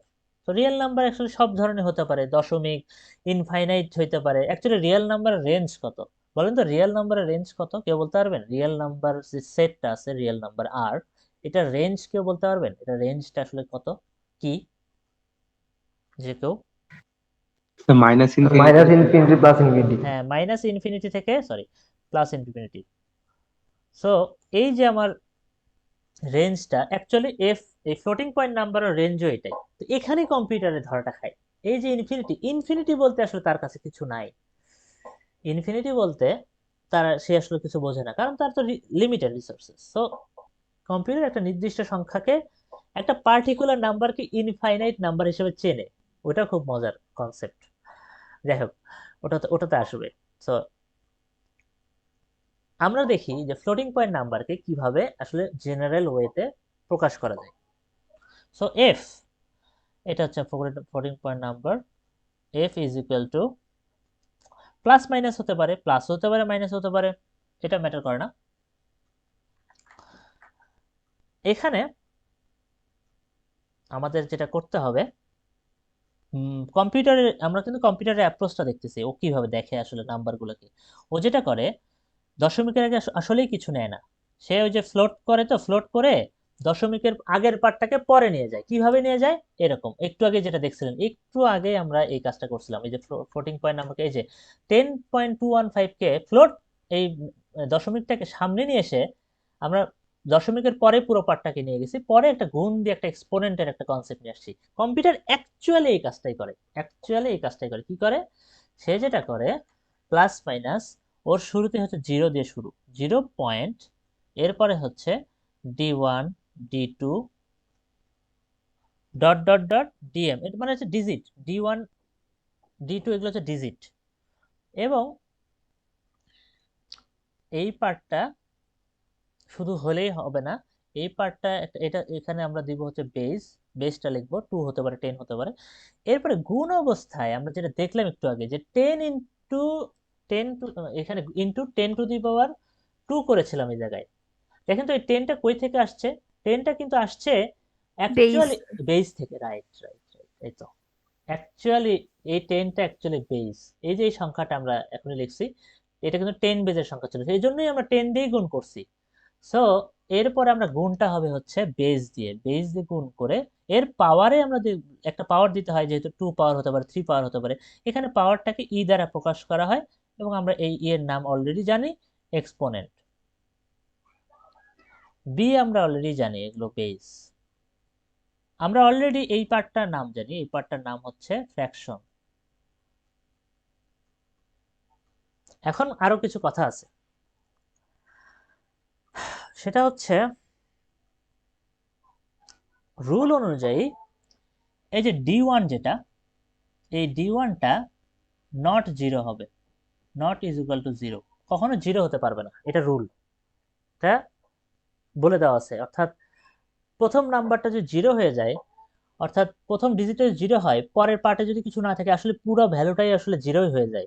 সেজন্য এই পুরো ভ্যালুটা যেন 0 না হয়, এটাকে আটকানোর জন্য দশমিকের পরে প্রথম এই ভ্যালুটা, যেটা আমরা ধরি, এই ভ্যালুটাকে অ্যাকচুয়ালি নট 0 বলা হয়। প্রথম ডিজিটটা নট 0, মনে রাখি যে প্রথম ডিজিটটা নট 0 হবে। ওকে, আরেকটা জিনিস আছে, এক্সপোনেন্ট যেটা আমরা দেখলাম, এই ইটা অ্যাকচুয়ালি একটা রেঞ্জের মধ্যে থাকে। অর্থাৎ আপনার হতে পারে, কারণ তো আপনি ইনফাইনাইট সংখ্যক, ইনফাইনাইট নাম্বার আপনি তে দিতে পারবেন না। এটাও তো একটা রিসোর্সের বিষয়, এটাও তো কম্পিউটারের রিসোর্স খাবে। এর উপরে কত, মানে আপনি পাওয়ার হিসেবে কত দিচ্ছেন। সো এই কম্পিউটারের রিসোর্সের উপরে ভিত্তি করে এর জন্য একটা মিন আর একটা ম্যাক্স রাখা হয়। অর্থাৎ এই রেঞ্জের মধ্যে এর ভ্যালুটা থাকতে হবে, এটা বলে দেওয়া হয়। তাহলে আমরা বেশ কিছু কনসেপ্ট দেখলাম, এখানে ফ্র্যাকশন শিখলাম, আমরা এখানে বেস জানলাম, এখানে আমরা এক্সপোনেন্ট দেখলাম, আমরা এখানে সাইন বিট দেখলাম, এটা হচ্ছে সাইন বলা হয়, এটা হচ্ছে সাইন, প্লাস মাইনাস। এবং আমরা দেখলাম যে এর একটা মিনিমাম ম্যাক্সিমাম একটা রেঞ্জ আছে। এখন পর্যন্ত যা যা বললাম কি এটা বুঝতে পারলেন? জি স্যার। ফ্লোটিং পয়েন্ট নাম্বারকে আমরা কিভাবে প্রকাশ করতেছি। এখন আমরা খুবই সহজ একটা এক্সাম্পল দেখলেই এই পুরো বিষয়টাকেই মানে আরো বেশি ক্লিয়ার হয়ে যাবে। সেটা কিভাবে দেখি আমরা। সেটা হচ্ছে, মনে করেন আপনার একটা কম্পিউটার, ভাঙ্গাচোরা কম্পিউটার দেওয়া হলো, ঠিক আছে, একটা ভাঙ্গাচোরা কম্পিউটার। এই কম্পিউটারের রিসোর্স এতই খারাপ, এতই কম, বাজে। তো যেটা হয়েছে সেটা হচ্ছে, বিটা আপনাকে বলে দেওয়া হলো, বেস দেওয়া হলো 2। আচ্ছা, এটা নিয়ে সমস্যা নেই, সকল কম্পিউটারে বেস 2ই থাকে, ভালো কথা, বেস 2। এখন আপনাকে এম এর একটা ভ্যালু দিচ্ছে। আচ্ছা এম আমি মিস করে গেছিলাম। এম হচ্ছে এই যে ডি এম ছিল, D1 থেকে D2, D1 D2 থেকে ডিএম পর্যন্ত, অর্থাৎ দশমিকের পরে কতগুলো ঘর কম্পিউটার নিতে পারবে, এটা হচ্ছে এম দ্বারা প্রকাশ করা হয়। যদি এম এর ভ্যালু আমি বলে দেই 3, এর মানে হচ্ছে দশমিকের পরে 3টা ডিজিট সে নিতে পারবে। বুঝতে পারলেন এম কি জিনিস?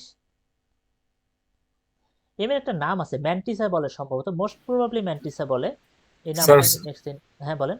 স্যার সরি স্যার, একটু শুনতে পারিনি, একটু আবার একটু বলবেন? হ্যাঁ কি কোনটা শুনতে পারেন নাই? স্যার ওই যে বিটাটা বুঝতে পারছি, মানে এমটা কি কি এম দিয়ে কি? হচ্ছে দশমিকের পরে যতগুলো ডিজিট সেটাই হচ্ছে এম সংখ্যা। অর্থাৎ এই জায়গায় মানে ধরেন যে একটু আগে যেটা করলাম, এই যে এই সংখ্যাটা হয়ে গেল,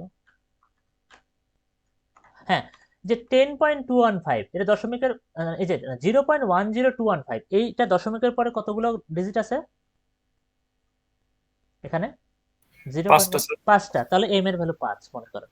এরকম যে দশমিকের পর যে কয়টা সে নিতে পারে কম্পিউটারের রিসোর্স অনুযায়ী। কম্পিউটার আপনাকে তো এখন আমি একটা এক্সাম্পল দেখাচ্ছি, যে কম্পিউটারটা দশমিকের পরে 3টা ঘর হাইয়েস্ট নিতে পারে, তার এটা লিমিট রিসোর্স, এই রিসোর্স অনুযায়ী সে 3টা ঘর নিতে পারে, নিল। এবং তার সাথে বলে দেওয়া হলো যে ই মিন যে এক্সপোনেন্টের যে মিনিমাম ভ্যালুটা, এটা ওকে বলে দেওয়া হলো যে -1, এটা মিনিমাম হতে পারবে, খুবই কম রিসোর্স যেহেতু। আর ই ম্যাক্স যেটা, এটা বলে দেওয়া হচ্ছে 2,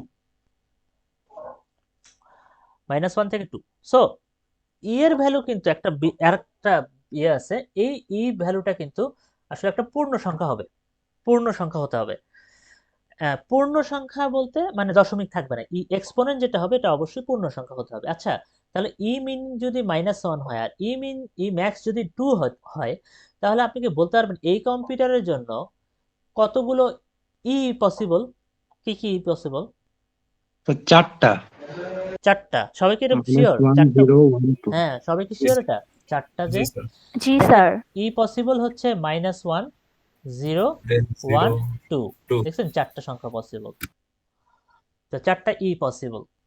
আচ্ছা ভালো কথা, 4টা ই পসিবল। এখন আমাদের রিসোর্স অনুযায়ী এম দেওয়া হচ্ছে 3। এখন ফ্লোটিং পয়েন্টের জেনারেল ওয়েতে লেখার সিস্টেমে আমরা শুরুতে দিব হচ্ছে 0 পয়েন্ট। এই যে উপরে যে একটু আগে যেটা লিখে আসছি, এই যে 0 পয়েন্ট, এই যে 0 পয়েন্ট। 0 পয়েন্ট 3টা ঘর আছে তাই না? এম হচ্ছে 3, তাহলে আমার 3টা ঘর আমি হাইয়েস্ট নিতে পারবো। 3টা ঘর আমি নিলাম, 3টা ঘরে আমি ভ্যালু দিতে পারলাম। এরপরে এরপরে কি বলেন তো, base to the power exponent, B to the power E পার্টটা। তাহলে বি ভ্যালুটা কত এখানে? 2। আর এক্সপোনেন্ট 4টা হইতে পারে, -1ও হইতে পারে, 0 হইতে পারে, 1 হইতে পারে, 2 হইতে পারে। ভালো কথা, এখন পর্যন্ত আমরা বুঝতে পারতেছি কিছুটা যে কিভাবে এই সংখ্যাগুলো আগাচ্ছে। এখন আপনাকে বলা হলো এই যে কম্পিউটারটা দেওয়া আছে, এই কম্পিউটারে রিসোর্সেস অনুযায়ী ম্যাক্সিমাম পসিবল নাম্বার আসলে কত সে দেখাতে পারবে। ম্যাক্সিমাম পসিবল নাম্বার মানে জেনারেট করা পসিবল কত, এই নাম্বারটা আসলে কত, যে হাইয়েস্ট নাম্বার যেটা সেটা আসলে কত হতে পারে? কেউ কি বলতে পারবেন না, ধারণা করতে পারবেন যে এই কম্পিউটারে হাইয়েস্ট কত নাম্বার দেখানো শো করা পসিবল? স্যার 16। 16? জি না না, সংখ্যাটা আচ্ছা মানে 16টা নাম্বার ভ্যালুটা, 16টা নাম্বার। ও আচ্ছা আচ্ছা। চিন্তা করছেন, হ্যাঁ আচ্ছা 111 বলছেন একজন, রাইট। একটা সংখ্যা হতে পারে হাইয়েস্ট যে পসিবল ভ্যালু। আচ্ছা প্রথম ভ্যালুটা তো 1 হবেই, এটা নিয়ে তো আমরা শিওর, প্রথম ভ্যালুটা 1 দিতেই হবে। তাহলে আপনি বলতে চাচ্ছেন যে 0.1, এরপরে যদি বাকি দুটোও যদি 1 দিই, কারণ আমরা তো আমাদের অপশন কি কি বলেন তো, এইখানে ভ্যালু দেওয়ার জন্য 0 অথবা 1, 0 অথবা 1 এই দুটোই তো অপশন। সো আমরা হাইয়েস্ট ভ্যালু বের করতেছি, তাহলে কি তিনটেই যদি 1 দেই এর মানে তো হাইয়েস্ট ভ্যালু, তাই না? তাহলে কি বুঝতে পারলাম? জি স্যার। এরপরে যে পার্টটা into 2 two the power highest value বের করতেছি, তাহলে কি ই ম্যাক্সটা নিয়ে নেই, তাহলে তো আমরা হাইয়েস্ট ভ্যালুটা পাবো, রাইট? তাহলে কি সেটা হচ্ছে 2। তাহলে এই ভ্যালুটাকে যদি মানে এই 0.111 এটাকে যদি আমি ডেসিমাল করি, ডেসিমাল করে 2 স্কোয়ার দিয়ে যদি গুণ দেই, তাহলে আমরা এখানে যেটা পাবো সেটা হচ্ছে 7/2। ক্যালকুলেটর যদি করি তাহলে আমরা পাবো হচ্ছে 7/2। ওকে, তাহলে আমরা বুঝতে পারলাম এই কম্পিউটারের জন্য 7/2 বা 3.5 হচ্ছে হাইয়েস্ট পসিবল ভ্যালু। বুঝতে পারলাম? এরকম যদি অন্য একটা কম্পিউটার দিয়ে দেয়, এম এর ভ্যালু যদি চেঞ্জ করে দেয়, আপনি কি সেটা পারবেন, বের করতে পারবেন হাইয়েস্ট পসিবল ভ্যালুটা? জি স্যার। সবাই কি পারবো? যে ই মিন ই Yes, ম্যাক্স sir. যদি চেঞ্জ করে দেই সেখান জি থেকে বের স্যার, করতে পারবো সবাই? জি স্যার। আচ্ছা, আর মিনিমাম ভ্যালুটা বের করতে হবে। আচ্ছা, মিনিমাম ভ্যালু কিভাবে বের করবেন? সেক্ষেত্রে স্যার ওই যে তিনটে স্যার 000 জিরো 1 জিরো 0 স্যার হ্যাঁ 001 ওয়ান তো কখনো 001 স্যার 100 না হ্যাঁ স্যার ওয়ান হ্যাঁ, ডাবল প্রথম জিরো ওয়ানটা তো আমার দিতে হচ্ছে রুল অনুযায়ী, এটা তো এটা তো দিতে বট হচ্ছে, এটা আমরা আটকায় গেছি এখানে। সো মিনিমাম ভ্যালু বের করার জন্য প্রথমে ওয়ানটা দিতে হবে, তারপরে 0 দিতে হলো। আচ্ছা, দিলাম। এরপরে into 2 two the power per -1 minus, Minus এটাই one. এটাই Minus lowest, one. খুবই স্বাভাবিক, -1। তারপরে আমরা যেটা করতে পারি, এই ভ্যালুটাকে যদি আমরা এখন হিসাব নিকাশ করি, এইটাকে যদি আমরা ডেসিমাল করি, তারপরে একে দিয়ে যদি 2 টু দি পাওয়ার -1 দিয়ে গুণ করলে আমরা পাই হচ্ছে আসলে 1/4। সো এটা হচ্ছে আমার lowest value, lowest possible value এই কম্পিউটারের মাধ্যমে। মাইনাসের কথা চিন্তা করলে সেটা মাইনাসও হবে, বাট নর্মালি যে ভ্যালু আপনি যদি সাইন বিট ছাড়া চিন্তা করেন, এটাই হচ্ছে হাইয়েস্ট আর লোয়েস্ট ভ্যালু। মাইনাসের কথা চিন্তা করলে সেটা আলাদা চিন্তা করতে হবে, মানে মাইনাসের জন্য হাইয়েস্ট পসিবল লোয়েস্ট পসিবল বলতে হবে। মাইনাস বিটটাকে যদি মানে প্লাস মাইনাস বিটটাকে যদি বাদ দিয়ে আমরা চিন্তা করি, তাহলে দেখতে পাচ্ছি যে হাইয়েস্ট পসিবল নাম্বার হচ্ছে 7/2, লোয়েস্ট হচ্ছে 1/4। এখন কথা হচ্ছে এইটাকে অনেক সময় মানে আমাদের মানে ম্যাথে মানে আমাদের যেটা দেওয়া হয়, একটা সংখ্যা রেখার মাধ্যমে দেখাতে বলা হয়, বুঝছেন? খুবই অদ্ভুত, একটা অদ্ভুত না, খুবই সহজ। একটা সংখ্যা রেখার মাধ্যমে দেখানো হয়, এরকম একটা সংখ্যা রেখা, এবং সেখানে সবচেয়ে কম যে নাম্বারটা, মনে করেন এখানে আছে আমার 0, আমার এখানে মনে করেন আছে হচ্ছে 1/4, আর এই যে উপরের দিকে একটা কোথাও আছে হচ্ছে 7/2। ঠিক আছে, তো আমরা সংখ্যা রেখায় দেখালাম, লোয়েস্ট আর হাইয়েস্ট নাম্বারটা বসাইলাম, সিম্পল, কোনো সমস্যা নেই। এখন কথা হচ্ছে এখানে দুইটা কনসেপ্ট আছে, দুইটা নতুন ওয়ার্ড আছে। কি কি ওয়ার্ড?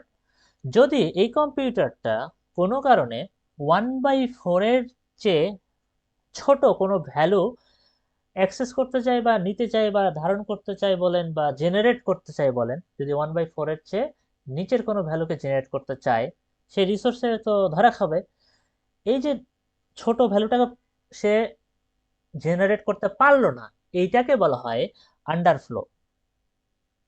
অর্থাৎ সবচেয়ে লোয়েস্ট ভ্যালুর চেয়ে যদি কম কোনো ভ্যালু আপনি জেনারেট করতে যে আটকা পড়েন, তাহলে এটাকে বলা হয় আন্ডারফ্লো। আর যদি 7/2 বা ম্যাক্সিমাম নাম্বারের থেকেও সে আপনি কোনো বড় নাম্বারকে যদি এই কম্পিউটার দ্বারা জেনারেট করাতে চান, সেই কেসে 7/2 এর উপরে যে কোনো ভ্যালু যদি আপনি জেনারেট করতে চান, তাকে বলা হয় হচ্ছে ওভারফ্লো। বুঝতে পারলাম? জি স্যার। জি স্যার। আচ্ছা, এখন লাস্ট আর একটা কোশ্চেন বলবো, আর একটা জাস্ট একটা জিনিস পড়াই শেষ করে দেবো। বেশি কি পড়াচ্ছি, মানে বেশি হয়ে গেছে? না স্যার, না স্যার। হ্যাঁ, না না স্যার, স্যার। একটু একটু, অল্প একটু বেশি। আচ্ছা, আমি আর একটু দিয়ে শেষ করে দিচ্ছি। সেটা হচ্ছে অ্যাকচুয়ালি এভাবে যদি মানে প্লাস মাইনাসের কথাটা মাথায় না রেখে যদি আপনি এই তিনটা ডিজিটকে চিন্তা করে, মানে আপনার তিনটা ঘর আছে, আর ই এর পাওয়ার আছে হচ্ছে 4টা। সো কতগুলো পসিবল নাম্বার আসলে এই কম্পিউটার জেনারেট করতে পারবে, এটা কি বলতে পারবেন কেউ? টোটাল কতগুলো? কোয়েশ্চেনটা একবার বলবেন? হ্যাঁ, যে এই কম্পিউটারটা টোটাল কতগুলো সংখ্যা জেনারেট করতে পারবে, মানে কম্পিউটারটা আপনি অলরেডি লোয়েস্ট পসিবল যে সংখ্যাটা জেনারেট করে এটা জানলেন, হাইয়েস্ট পসিবল নাম্বার যেটা জেনারেট করে সেটাও জানলেন, কিন্তু আরো তো অনেকগুলো নাম্বার সে জেনারেট করতে পারে, সবগুলো পারে না, আসলে কতগুলো পারে এই কম্পিউটারটা অলরেডি? এই 16টা। হ্যাঁ 16টা, হ্যাঁ, এটার অ্যান্সারটা আগের কোশ্চেনে কেউ একজন দিছিলেন, 16 বলছিলেন। দেখো এটা অ্যাকচুয়ালি 16, হ্যাঁ, কিভাবে 16 সেটা একটু দেখবো আমরা। সেটা হচ্ছে মনে করেন লোয়েস্ট পসিবল নাম্বারটা, লোয়েস্ট পসিবল হচ্ছে এটা 0.100 ইন্টু 2 টু দি পাওয়ার -1 তাই না? এটা হচ্ছে লোয়েস্ট পসিবল নাম্বার ছিল না আমাদের, বলেন? হ্যাঁ বলেন। জি স্যার। হ্যাঁ হ্যাঁ, জি স্যার। এর পরের নাম্বারটা আসলে কত? ঠিক এক্সাক্ট ঠিক পরের নাম্বারটা 0.1, এই যে 0.1 দিবেন না আপনি হিসাবে, জাস্ট নেক্সট নাম্বারটা ইনটু 2 টু দি পাওয়ার -1, এটা আসে হচ্ছে 5/16। এরপরে নাম্বারটা কত আমাকে বলবেন কেউ? 0. বলেন তো কেউ? 110 110, রাইট? জাস্ট এর চেয়ে বড় সংখ্যাটা, হ্যাঁ 2 টু দি পাওয়ার -1ই থাকছে, এটার জন্য আসবে হচ্ছে 3/8। এরপরে মনে করেন যে 0. কত আসবে বলেন তো? 111, তাই না? 111 into G, 2 two the power sir. -1, দেখেন এটার জন্য আসবে হচ্ছে 7/16 বা এরকম কিছু একটা।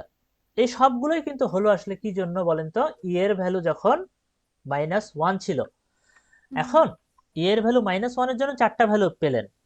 আচ্ছা, তাহলে ই এর ভ্যালু যখন আপনি 0 করবেন, তাহলে কয়টা ভ্যালু পাবেন বলেন তো? 4টা। হ্যাঁ, এই যে দেখেন এটার জন্য একটা পাবেন হাফ, এটা পাবেন হাফ, তারপরে 0.101 এর জন্য একটা পাবেন, এটা পাবেন হচ্ছে 5/8, তারপরে 0.110 এর জন্য পাবেন হচ্ছে মনে করেন যে 3/4। আচ্ছা, তারপরে 0.111 ইন্টু 10 এর জন্য একটা পাবেন 7/8। তো দেখেন প্রত্যেকটা পাওয়ারের জন্য আপনি কিন্তু 4টা করে ডিজিট, 4টা করে আপনি মানে আপনি সংখ্যা পাচ্ছেন, নাম্বার পাচ্ছেন। তাহলে এভাবে আমার ই এর কয়টা আছে? 4টা। 4টা। সো একটার জন্য 4টা পেলে 4টার জন্য কয়টা পাবেন? 16টা সংখ্যা 16টা। পাবো, রাইট? প্লাসের জন্য 16টা পাইলে মাইনাসের জন্য কয়টা পাবেন? 16টা। 16টাই 16টা। পাবেন, হ্যাঁ 16টাই পাবেন। সো প্লাস মাইনাস হিসাব করলে টোটাল 32টা সংখ্যা হয়। তাহলে এই সবগুলো সংখ্যাকে অনেক সময় এত বড় দেয় না, অ্যাসাইনমেন্টে দিলেও দিতে পারে। বলা হয় যে 16টা সংখ্যা আপনি জেনারেট করতে পারেন এই কম্পিউটার দিয়ে, এই সবগুলো নাম্বারকে সংখ্যা রেখায় বসায় দেখান। খুবই বোরিং কাজ বুঝতেছি, সংখ্যা রেখায় এই নাম্বারগুলোকে বসায় বসায় দেখাতে হয়। তো মানে একদম পারফেক্ট হইতে হয় না, মোটামুটি এই সবচেয়ে লোয়েস্ট যেটা আর হাইয়েস্ট যেটা বসায় মাঝখানের গুলো পরপর লিখে যাবেন, এনাফ, আর কিছু করা লাগবে না। এভাবে প্রত্যেকটা সংখ্যা যতগুলো নাম্বার আপনি বের করছেন, হ্যাঁ এগুলো সব নাম্বার বের করাটাই আসলে একটু বোরিং কাজ। ক্যালকুলেটর ইউজ করবেন, ঠান্ডা মাথায় ক্যালকুলেটর ইউজ করে শেষ করে দেবেন এই জিনিসটা। ক্যালকুলেটর কি কি ইউজ করা যাবে এটা তো লেখা আছে, ওই যে 9 and 1 ES যেটা, ওই ক্যালকুলেটর কিন্তু বেশ অ্যাডভান্সড। ওখানে আপনি এই কোর্সে আসলে ক্যালকুলেটর ডিপেন্ডেন্সিটা ভালোই দরকারি হয়ে থাকে, ক্যালকুলেটর ডিপেন্ডেন্সি দরকার আছে এই কোর্সের জন্য। সো ক্যালকুলেটর ইউজ করলে ম্যাট্রিক্সের প্রবলেম বলেন, কিছু প্রবলেমে এই বাইনারি ডেসিমাল কনভার্সন তো অবশ্যই, এগুলো তো ক্যালকুলেটর দিয়ে আমরা করি। তারপরে আরো কিছু ম্যাথমেটিক্স আছে যেগুলো আসলে ক্যালকুলেটর করলে অনেক ইজিয়ার হয়। সো চেষ্টা করবে 9 and 1 ES যে ক্যালকুলেটর, ES প্লাস, সকল ধরনের ক্যালকুলেটরই অ্যালাউড, সো সমস্যা নেই। এবং আরেকটা বিষয় আছে, অনলাইন রিসোর্সে অনলাইন ক্যালকুলেটরও অনেক সময় আমরা ইউজ করতে দেই, অনলাইন ক্যালকুলেটর ইউজ করতে দেই যে ওকে আপনি ম্যাট্রিক্সের মাল্টিপ্লিকেশন করতে হচ্ছে, ম্যাট্রিক্সের দুইটা ম্যাট্রিক্সের গুণ করতে দিতে হতে পারে, কোনো একটা জায়গায় করতে হতে পারে একটা স্টেপে। তো সেই কেসে এই গুণটা তো খুবই বোরিং, খুবই বাজে একটা গুণ, মানে ম্যাট্রিক্সের গুণ করা যে ভুল হওয়ার যে কত চান্স, পদে পদে ভুল হয়। তো আমরা যেটা বলি ঠিক আছে আপনি অনলাইন ক্যালকুলেটরে চাইলে অনলাইন ক্যালকুলেটরে ম্যাট্রিক্সের মাল্টিপ্লিকেশন করেন, আমরা করতে দিই, অ্যালাউ করি। বা ক্যালকুলেটরে আমাদের নর্মাল যে ইএস ক্যালকুলেটর, সেখানে কিন্তু ম্যাট্রিক্সের মাল্টিপ্লিকেশন করা যায়, যদি আপনারা কেউ জেনে থাকেন, খুবই সহজ, ওটাও করা যায়। বা অনলাইনে আরো সহজ, ওখানে আপনি ডিরেক্ট রেজাল্ট দিয়ে দেবে, ভুল হওয়ার চান্স নেই। সো ওই ওই স্টেপটা আপনার নির্ভুল থাকলো। তো এই বিষয়গুলো ডিপেন্ডেন্সি যেগুলো আছে এগুলো আমরা আপনারা সময় সময় হলে আমি বলে দিব যে এটা আপনি এই টুলটা ইউজ করেন, এটা করার জন্য ওই জিনিসটা ইউজ করেন, আপনার জন্য ইজিয়ার হলো। তো এই বিষয়গুলো আসবে, তো এটা আমরা সময় সময় বলে দিব, এটা নিয়ে টেনশনের কিছু নেই। তো এটাই মোটামুটি আপনার আজকের আলোচনা। ওই আলোচনাটা করতে পারলাম না, ওই যে প্রশ্নটা যে করেছিলেন যে কম্পিউটার, বিভিন্ন কম্পিউটার রিসোর্সে ডিফারেন্ট, ওই কথাটাও বলতে চাইছিলাম। সমস্যা নেই, আমরা নেক্সট দিন ওখান থেকে ওই স্ট্যান্ডার্ড IEEE এর স্ট্যান্ডার্ড থেকে আমরা রিজিউম করব। সবাইকে বুঝতে পারলাম এই পর্যন্ত যা যা বলছি? জি স্যার। জি স্যার। ওকে, তো মোটামুটি এটাই আমার কথাবার্তা আজকের মতো। আপনাদের কোনো কনসার্ন থাকলে বা কিছু থাকলে বলতে পারেন। আমরা পুরো ক্লাসটা রেকর্ড করে ফেলছি, তো সমস্যা নেই ক্লাস নিয়ে। এমনি প্রশ্ন থাকলে বলতে পারেন, বা ইভালুয়েশন অন্য কিছু বলতে পারেন।